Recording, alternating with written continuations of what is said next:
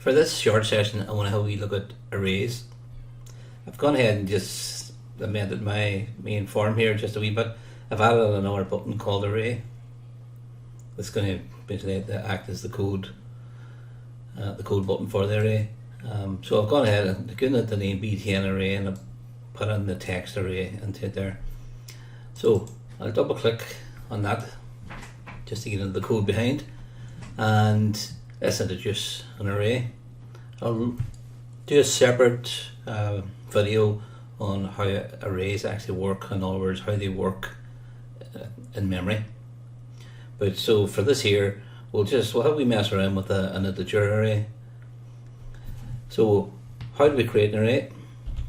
Well, again, you give it the type just like we would do with a normal variable, but with an array you follow the type with square brackets to tell that it's going to be an array.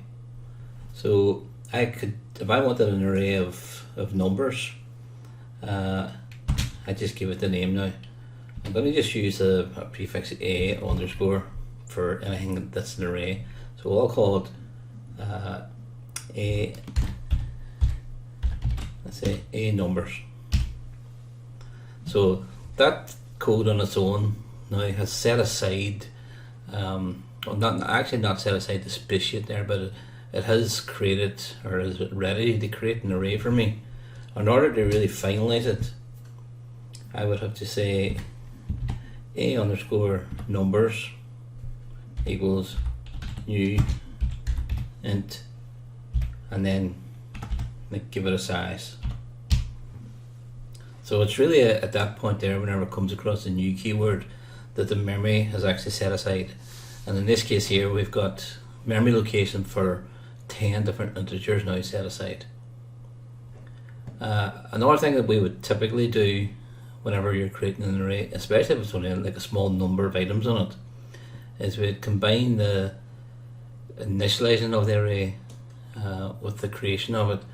So I could say, instead of doing it like that, I could say int with the brackets a numbers equals new int, again 10. So that would be the syntax for doing both in the same line.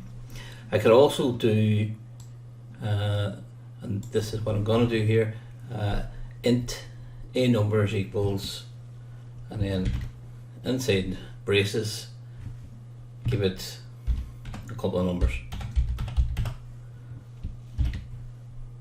So in that case there, I put in 5 numbers. I haven't told it what size the array is, so the compiler will automatically look at the number of items inside here, and there's 5 of them separated by commas, so it will automatically create me an array of size 5. So I can prove that. We'll do that by using a for loop.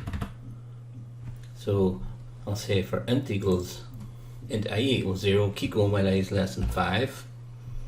So it's going from 0 to 4, and that's because the index values for an array go from 0 up to 1 less than whatever number's in there.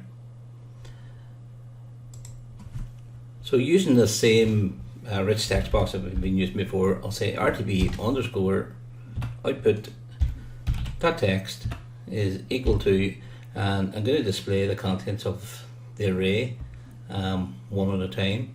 The array is called a underscore numbers, and I could tell it to display, well, if I told it to display index value 0, I would get a 1 printed each time. But instead of putting an actual number in there, if I use the variable I, which is going to increment right from 0 right up to 4, then I'll be able to get all the numbers. And as you'll see there, because it's a number, I need to use dot toString, and I'll run that.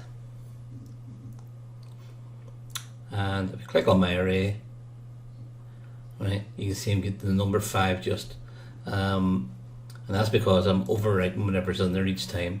So if I just change that there to a plus equals, so this time we should see all the numbers 1 to 5. And it would probably be a good idea to add on, let's say, a space there, maybe a comma and then a space. Just really so it's a wee bit easier to read. And there we go. Now I'm going to print that line out again. Take the whole for loop and run that again.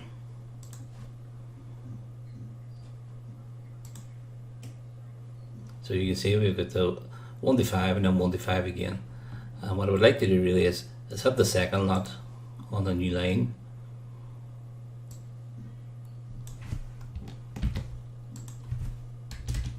So before I print out the second one, I'm going to add on to the rich text box.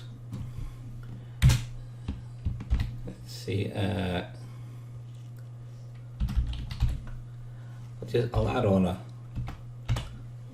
return character. Right, and if I do that on its own like that, I'll end up getting a number value.